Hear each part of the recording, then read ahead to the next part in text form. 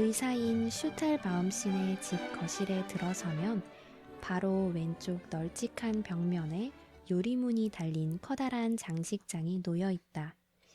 이 장식장에는 아이들이 해마다 선물로 받은 온갖 멋진 물건들이 보관되어 있었다. 아버지는 루이제가 아주 어렸을 적에 솜씨가 아주 뛰어난 목수를 시켜 이 장식장을 만들게 했다. 목수는 장식장 앞면에 하늘처럼 밝고 환한 유리를 솜씨 좋게 끼워 넣는 등 세세한 부분까지 공을 들여 장식장을 완성했다. 덕분에 그 안에 들어있는 물건들은 꺼내서 손에 들고 보았을 때보다 더 윤기가 흐르고 더 근사해 보였다.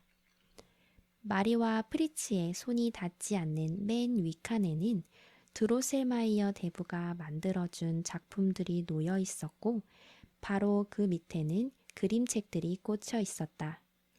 맨 아래 두 칸에는 마리와 프리츠가 마음대로 물건을 넣어둘 수 있었다. 마리는 언제나 장식장 맨 아래 칸에 인형들이 지낼 집을 꾸며주었고 프리츠는 바로 그 윗칸을 자기 군대가 머무르는 곳으로 삼았다. 그날도 여느 때와 다르지 않았다. 프리츠가 경기병들을 윗칸에 가지런히 늘어세우는 동안 마리는 그 밑에서 투르트헨 아가씨를 옆으로 치우고 가구들이 썩 훌륭하게 놓여있는 집 안에 새로 선물 받은 예쁜 인형을 들여놓았다.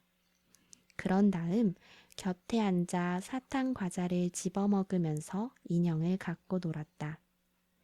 가구들이 썩 훌륭하게 놓여 있다는 말은 틀림없는 사실이었다.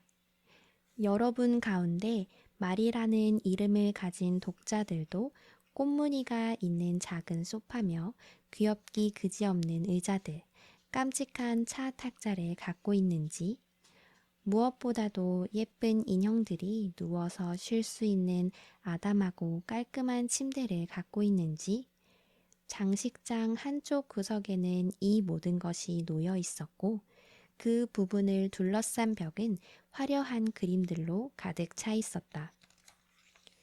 그날 저녁 마리는 새 인형의 이름이 클레르헨이라는 것을 알게 되었는데 클레르헨 아가씨가 이 방에서 기분 좋게 잘 지내리라는 것은 독자 여러분도 충분히 짐작할 수 있을 것이다. 이제 밤이 깊어 자정이 다가오고 있었다. 드로셀마이어 대부도 집으로 돌아간 지 오래였다. 어머니가 그만 놀고 자야 한다고 타이르는데도 아이들은 장식장 곁에서 떨어질 줄을 몰랐다. 마침내 프리츠가 경기병들을 가리키며 외쳤다. 이 가엾은 녀석들도 쉬고 싶겠지. 하지만 내 앞에서는 감히 조는 신용조차 할 수 없지. 프리츠는 그 말을 마치고 거실에서 나갔지만 마리는 어머니에게 하소연하며 매달렸다. 잠깐이면 돼요. 아주 잠깐만 더 여기 있게 해주세요, 엄마. 해야 할 일이 아직 남아있단 말이에요. 이것만 마저 끝내고 자러 갈게요. 마리는 바르고 현명한 아이였기 때문에 너그러운 어머니도 아무 걱정 없이 혼자 장난감 곁에 좀 더 머물러 있게 내버려 두었다. 하지만 마리가 새 인형과 멋진 장난감에 정신이 팔려 나중에 불 끄고 나오는 것을 잊을까봐 어머니는 장식장 주위에서 타고 있는 램프를 모두 껐다.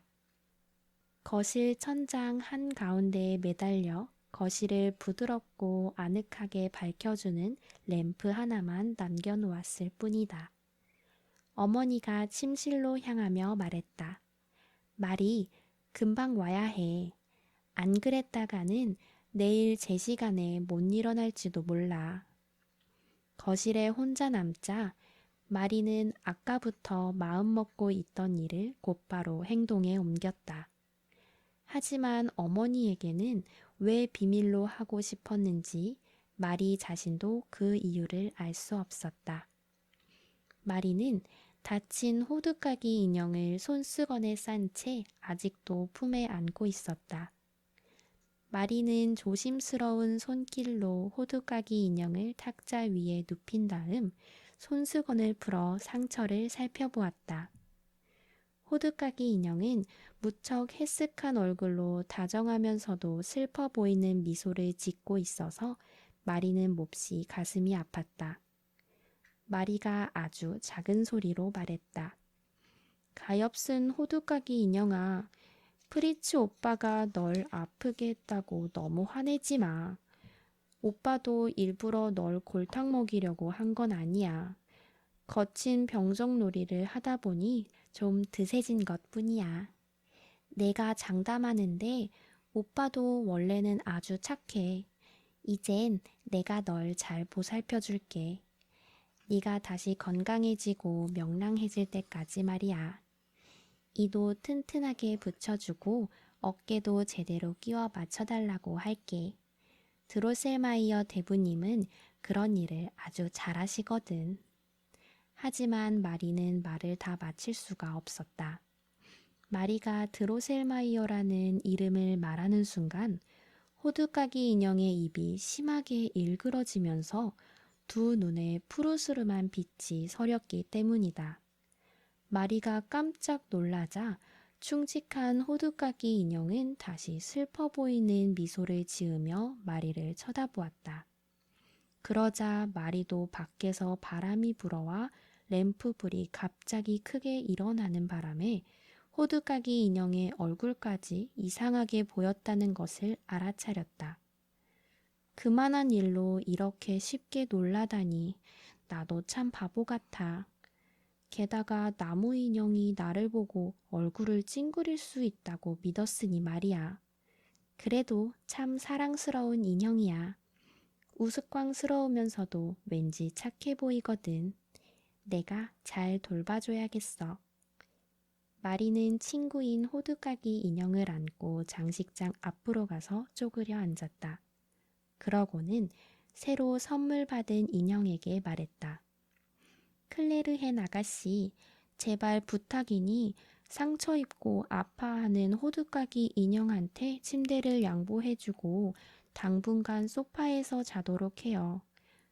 두 뺨이 그렇게 통통하고 검붉은 걸 보면 아가씨는 아주 건강하고 힘이 넘치는 거예요.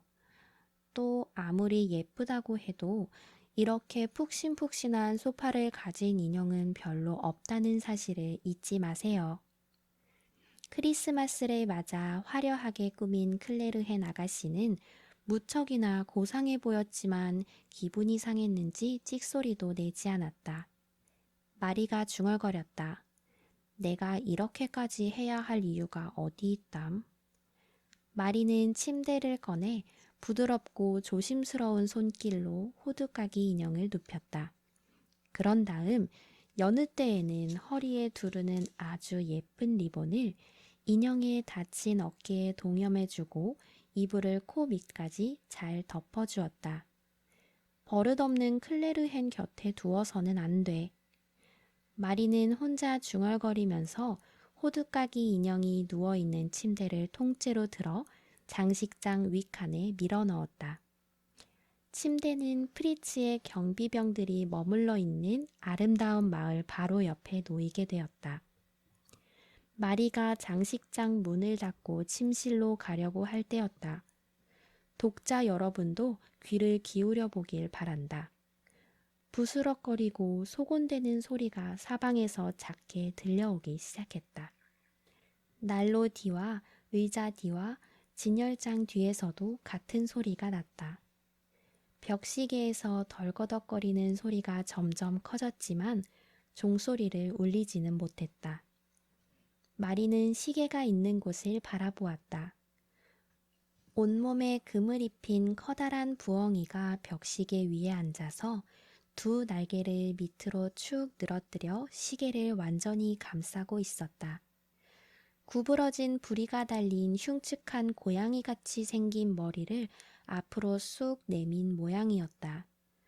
부엉이가 쑥은거리는 소리는 무슨 소린지 알아들을 수 있을 정도로 커졌다. 시계, 시계들, 시계들, 시계들아, 조용히 가렴, 아주 조용히. 생지왕은 귀가 아주 밝거든. 툭탁, 툭탁, 댕댕. 생쥐왕에게 노래를 불러줘, 옛 노래를. 툭탁, 툭탁, 댕댕. 종을 치렴, 작은 종을. 그럼 생쥐왕도 끝장일 테니. 그러자 정말로 댕댕 하고 아주 무거운 종소리가 12번 울렸다.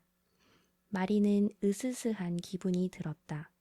그런데 부엉이 대신 드로셀마이어 대부가 노란 웃옷을 날개처럼 밑으로 길게 내려뜨리고 벽시계 위에 앉아 있는 것을 보자 마리는 너무나 놀란 나머지 그대로 달아나 버릴 뻔했다.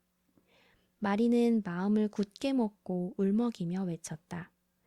드로셀마이어 대부님, 드로셀마이어 대부님, 그 위에서 뭐 하시는 거예요? 어서 이 밑으로 내려오세요. 날 겁주지 말란 말이에요. 대부님은 정말 고약해요. 곧이어 미친 듯이 웃어대는 소리와 휘파람 소리가 사방에서 들려오기 시작했다. 수없이 많은 작은 발들이 벽 뒤에서 걷고 뛰는 소리가 이어지더니 수없이 많은 작은 불빛들이 마룻바닥에 나 있는 틈새로 새어나왔다. 그러나 그것은 불빛이 아니라 번쩍이는 눈빛이었다. 마리는 사방에서 생쥐들이 주위를 두리번거리며 밖으로 나오고 있는 것을 알아차렸다. 여기저기서 타닥타닥 쿵쾅거리는 소리가 나면서 점점 많아진 생쥐들이 떼를 지어 몰려다니더니 마침내 줄과 열을 맞추어 가지런히 늘어서기 시작했다. 마치 프리츠가 전투에 내보내려고 병사들을 늘어세우는 모습 같았다. 마리는 그 모습이 재미있어 보이기만 했다. 마리는 다른 아이들과는 달리 쥐를 싫어하지 않았기 때문에 처음에 무서워했던 것도 다 잊어버리고 말았다. 그런데 갑자기 귀를 찢는 듯한 무시무시한 휘파람 소리가 들리기 시작했다. 마리는 등골이 오싹해졌다. 아, 마리 앞에 펼쳐진 광경이란. 프리츠란 이름을 가진 독자들도 한번 상상해 보길 바란다. 여러분들이 현명하고 용감한 프리츠 슈탈바움 총사령관처럼 웬만한 일에는 끄떡도 안 한다고 해도 마리가 본 광경을 직접 보았더라면 그 자리에서 냅다 도망치고 말았을 것이다. 모르긴 해도 얼른 침대로 뛰어들어 이불을 머리끝까지 뒤집어 썼을 것이다. 아, 가엾은 마리는 그렇게 할 수조차 없었다. 왜 그랬는지는 지금부터 잘 들어보길 바란다.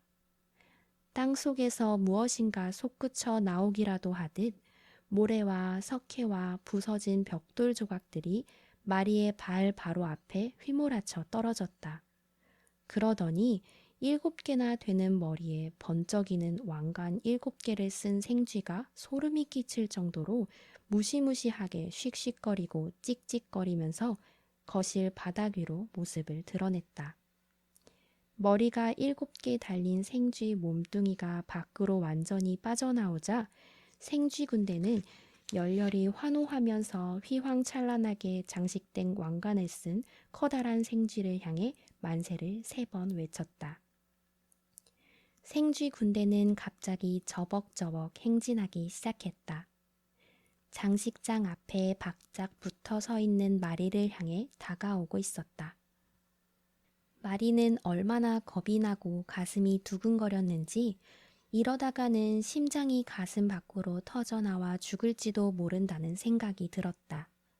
그런데 갑자기 혈관을 흐르던 피가 조용히 멈춘 것 같았다. 마리는 반쯤 정신이 나간 채 뒷걸음을 젓고 곧이어 끼익 쨍그랑 하는 소리와 함께 유리가 깨지며 바닥에 흩어졌다. 마리의 팔꿈치에 부딪혀 장식장 유리가 깨지고 만 것이다. 마리는 그 순간 왼팔이 쿡쿡 쑤시는 것을 느꼈지만 심장 주위는 도리어 훨씬 편해졌다. 씩씩거리고 찍찍거리는 소리도 더 이상 들리지 않았고 주위는 아주 조용하기만 했다. 마리는 어떻게 된 일인지 자기 눈으로 직접 확인해 보고 싶지는 않았다. 그저 생쥐들도 유리가 깨지는 소리에 놀라서 모두 쥐구멍 속으로 들어가 버린 모양이라고 짐작할 뿐이었다. 그런데 이건 또 어떻게 된 일일까? 말이 바로 뒤에 있는 장식장에서 이상하게도 웅성거리는 소리가 나기 시작하더니 작고 가는 목소리가 들렸다. 기상, 기상, 싸움터로 나가자. 이 밤이 다 가기 전에 기상, 싸움터로 나가자. 그와 동시에 종소리가 듣기 좋게 화음을 이루며 아름답게 울려 퍼졌다. 아, 이건 내 작은 종들이 내는 소리야. 마리는 기뻐하며 얼른 그 옆으로 가보았다. 장식장 안에서는 기이한 불빛이 흘러나왔고 무엇인가 그 안에서 꼼지락거리며 바삐 움직이고 있었다. 팔을 이리저리 휘두르며 장식장 안을 휘젓고 돌아다니는 것은 바로 인형들이었다. 느닷없이 호두까기 인형이 벌떡 일어나 앉더니 이불을 확 젖히고 침대 밑으로 뛰어내리며 큰 소리로 외쳤다. 사각사각사각 바보 같은 생쥐 패거리들. 바보 같고 어리석은 짓이나 일삼지. 사각사각 생쥐 패거리들. 타닥타다닥 진짜 못 말려. 호두까기 인형이 작은 칼을 뽑아들더니 허공에 대고 휘두르면서 소리쳤다. 친애하는 부하들과 친구들과 형제들이여, 이 험한 전투에서 내 편이 되어 함께 싸워주겠소?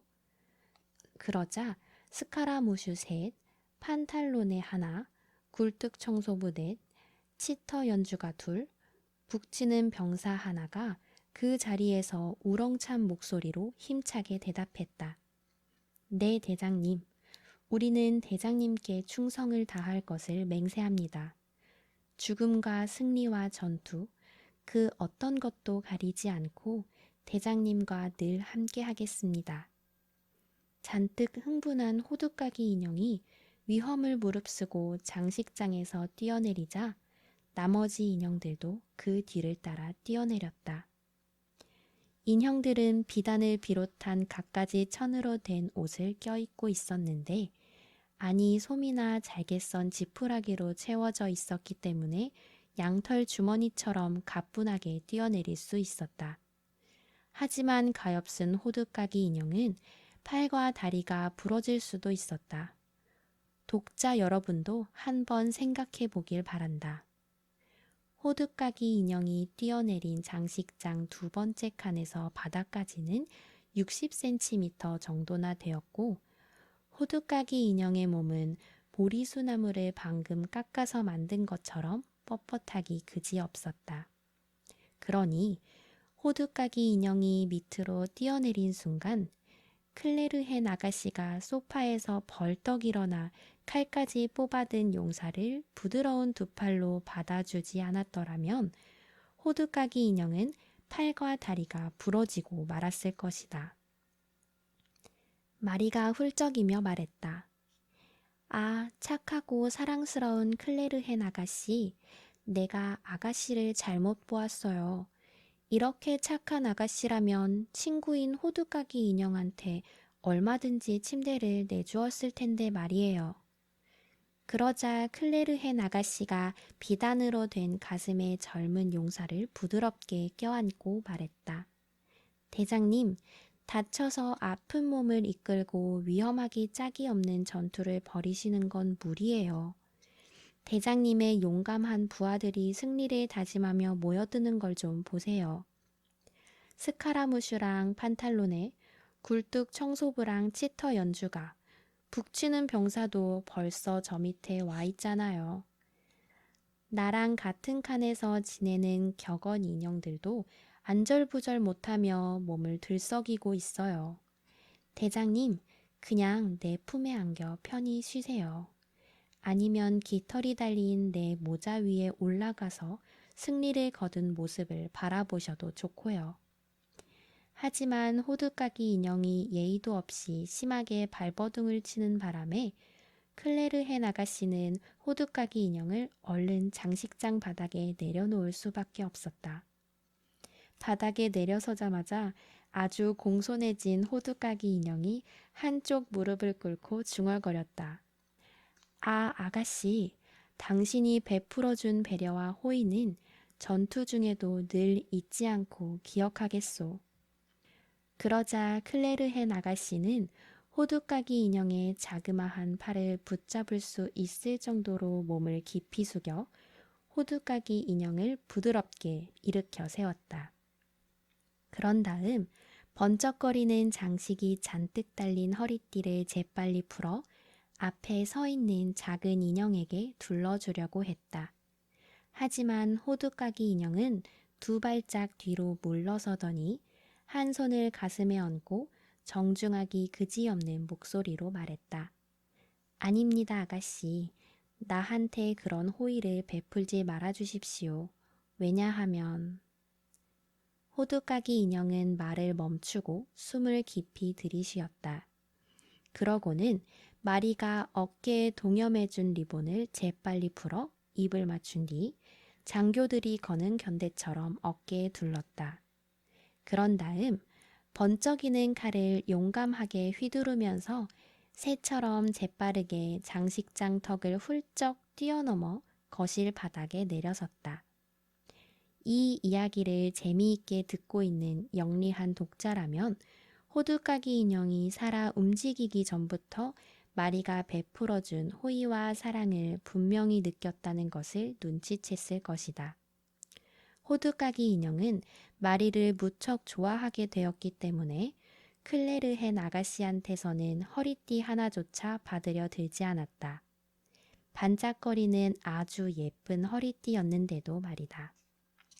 충직하고 착한 호두까기 인형은 예쁜 허리띠보다 마리가 준 소박한 리본으로 꾸미는 게 더 마음에 들었다.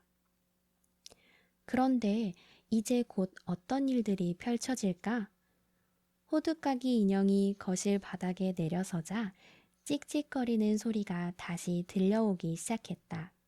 맙소사, 수없이 많은 고약한 생쥐들이 커다란 탁자 밑에 우글거렸고 그 위로 머리가 7개 달린 흉측한 생쥐가 우뚝 서 있는 게 보였다.